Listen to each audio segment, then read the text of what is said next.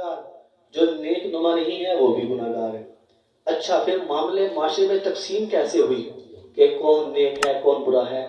بعض ایسے ہیں جن کے عیب لوگوں کو پتہ چل چکے ہیں اور بعض ایسے ہیں جن کے عیب نہیں پتہ چلے۔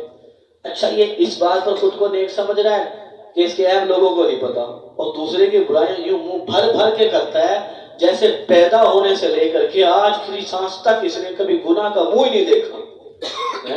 یہ تو وہ کر سکتا ہے جو گناہوں سے معصوم ہو، جس نے گناہ کبھی نہ کیا ہو، اس کو بھی نہیں کرنا چاہیے یہ والا کام، لیکن خود اس سے زیادہ شاید گناہ گار ہو لیکن چھپا ہوا ہے، معزز بنا ہوا ہے، پردے پڑے ہوئے ہیں، بجائے اس کے کہ شکر ادا کرے کہ اللہ نے پردے ڈال رکھے ہیں اس کے عیبوں پر، وہ دوسروں کو ڈرانا چاہیے۔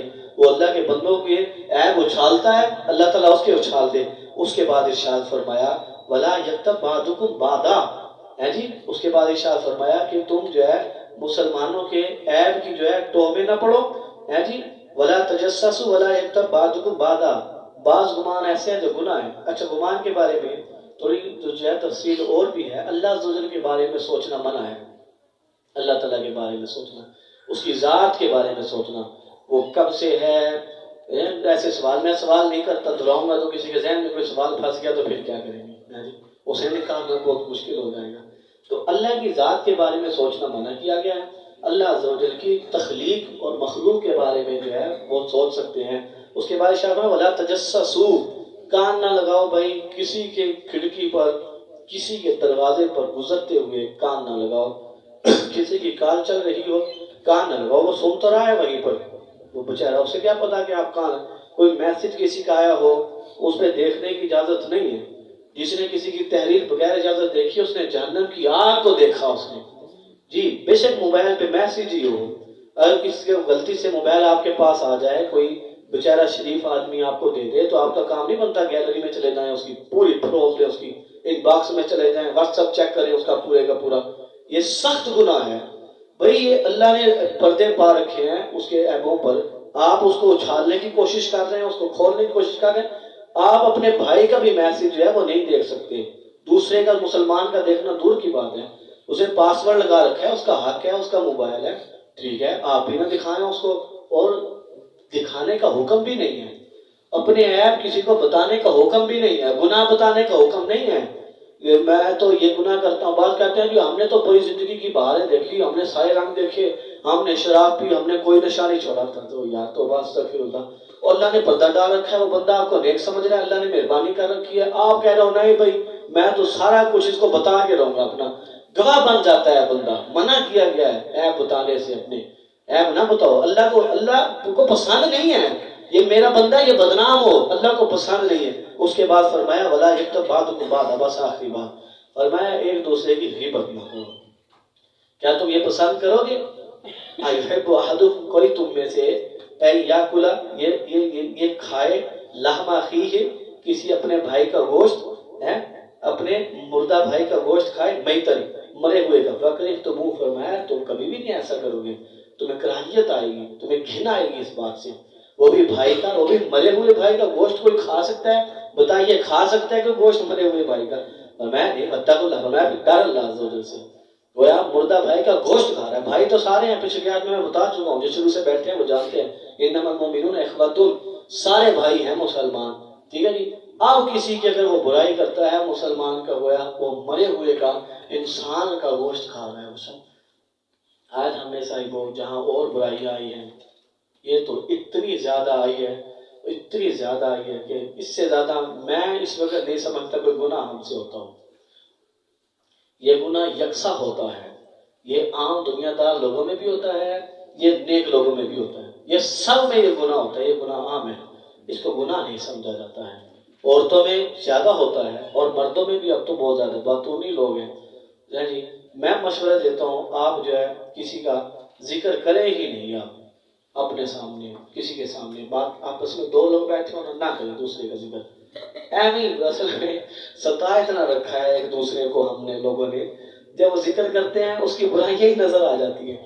عام طور پہ ہوتا ایسا ہے، اچھے لوگ تھوڑے سے رہ گئے ہیں، زیادہ تنگ کرنے والے لوگ ہوتے ہیں، وہ اس کا ذکر چھیڑ دے، وہ اپنی بڑاس نکالنا شروع کر دیتا ہے، وہ تو ایسا ہے، وہ تو ایسا ہے، وہ تو ایسا ہے، اپنی نیکیاں برباد کرنا شروع کر دیتا ہے۔ پہلے کے دور میں کتابوں میں لکھا ہے جب کوئی غیبت کرتا تھا اس کے منہ سے ایک خاص بدبو آتی تھی۔ نہیں، کوئی ایک ادھا بندہ ہوتا ہوگا وہ لوگ پہچان لیتے تھے وہ اس نے غیبت کی ہے۔ اب جو ہے وہ بو اتنی زیادہ ہو گئی ہے، اتنی زیادہ ہو گئی ہے، اب ناک اٹھ چکے ہیں اس کے بو سے، اب پتہ کو نہیں چلتا کہ غیبت کی ہے کہ نہیں کی۔ اچھا، امیر اہل سنت نے توجہ دلائی ساری امت کی اس طرف۔ آپ نے ایک نعرہ لگایا تھا ایک وقت میں، نہ غیبت کرے نہ غیبت سنے، یہ تھا۔ پہلے تو اس سے یہ سن رہے تھے نہ غیبت نہ کرے، فرمایا سنے بھی نہیں، جب سننے والے ختم ہو جائیں گے حوصلہ شکنی کریں گے، کرنے والے بھی ختم ہو جائیں گے۔ ہے جی، بالکل نہ سنیں۔ میں آپ کو بتا رہا ہوں اللہ آپ کی عزت بڑھائے گا، ہے جی، لیکن ہے بڑی ہمت کا۔ ایک دفعہ پہلے میں نے ذکر کیا تھا یہ بات، جب کوئی غیبت کرے نا اسے کہتے توبوا الی اللہ، توبہ کرو، بس وہ شرمندہ تو ہوگا، ایک دفعہ تو شرمندہ ہوگا، آئندہ تنہائی میں سوچے گا بیٹھ کے یار بڑی غلطی ہوئی، بڑی بےزتی کروائی میں نے تو ایسی۔ اچھا، لوگوں کو پتہ نہیں ہوتا، میں سامنے بھی کہہ سکتا ہوں، میں سامنے بھی کہہ سکتا ہوں، میں سامنے لے آؤ، یار بڑی بہادری کی بات کر رہے ہو، میں سامنے کہہ سکتے ہو تو ٹھیک ہے، سامنے کہو گے تو اس سے بھی بڑا گناہ ہو جائے گا۔ کیا؟ دل آزاری، دل آزاری غیبت سے بھی بڑا گناہ ہے۔ کوئی کہتا ہے یہ بات میں سچ کہہ رہا ہوں، یہ اس میں، ارے سچ کہہ رہے ہو تبھی تو غیبت ہے، اگر تم جھوٹ کہہ رہے ہوتے تو اس سے بڑا گناہ بہتان ہوتا وہ۔ سچی بات کرنا پیٹھ پیچھے وہ جو اس کو بری لگے، یہی تو غیبت ہے۔ تم سامنے کہہ سکتے ہو، دل آزاری کرو گے مسلمان کی، اللہ سے ڈر نہیں لگتا۔ اور یہ بات بھی یاد رکھیں، بڑی ہی دل کو جو ہے لگنے والی یہ بات ہے، اور ہمارے معاشرے میں دکھتی ہوئی جو ہے یہ ایک جو ہے زخم ہے، رستا ہوا زخم ہے۔